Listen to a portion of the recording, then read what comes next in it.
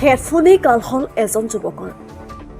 পুৱাই অহা তীব্ৰবেগী ৰেলে মহতিয়ালে এজন যুৱকৰ ক'ত সংঘটিত হৈছে এই ঘটনা বিলাসীপাৰা সম জিলাৰ অন্তৰ্গত পেটবাৰীত ৰাতিপুৱাই সংঘটিত হৈছে এটা ভয়ংকৰ দুৰ্ঘটনা এখন তীব্ৰবেগী ৰেলে মহতিয়ালে এজন যুৱকক হেডফোনেই যেন কাল হ'ল যুৱকজনৰ জানিব পৰা মতে এই যুৱকজন গুৱাহাটীৰ পৰা উভতি ঘৰলৈ যোৱাৰ সময়তে বাছৰ পৰা নামি বেতবাৰীৰ উচ্চ ৰেলৰ ৰাস্তাৰ কাষেদি কাণত হেডফোন লগাই গৈ থকাৰ সময়তে পিছফালৰ পৰা ৰেলে মহতিয়াই লৈ যায় যুৱকজনক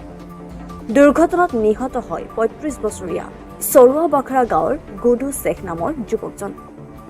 গুডু শেখৰ পিতা আছিল বক্কাৰ আলী উল্লেখ্য যে নিহত হোৱা উচ্ছেদিত যুৱকজনৰ আত্মীয়ই গুডু শেখৰ পৰিয়ালৰ বাবে চৰকাৰলৈ বিচাৰিছে এতিয়া সাহায্য ইতিমধ্যে ঘটনাস্থলীত ৰেল ডিপাৰ্টমেণ্টৰ আৰক্ষী উপস্থিত হৈ তদন্ত অব্যাহত ৰাখিছে এই ল'ৰাটোৰ নাম হৈছে গুডু চৰুৱা ঘৰত ঘৰ টিউশ্যন কৰা মানুহ এটা এৰিয়াৰ বাহিৰত থাকে বেলেগৰ তাতে থাকে নাই জাগা নাই ইয়াতে বেলেগৰ লগত থাকে এতিয়া গুৱাহাটীত কাম কৰে টোটো এটা লৈছে কেইদিন আগতে গুৱাহাটীত গৈছিলে গুৱাহাটীৰ পৰা আহি যে ৰাতিপুৱা ইয়াতে নামিছে ঘৰত বোধহয় গম পোৱা নাই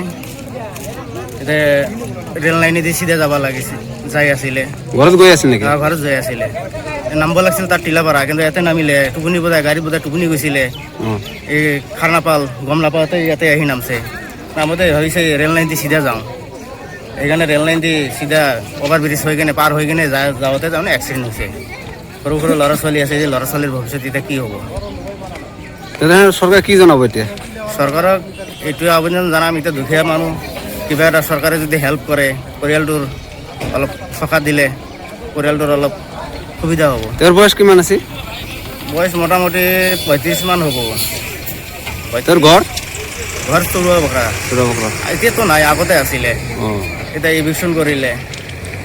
এভিকশ্যন কৰা মানুহ এৰিয়াৰ বাহিৰতে থাকে এতিয়া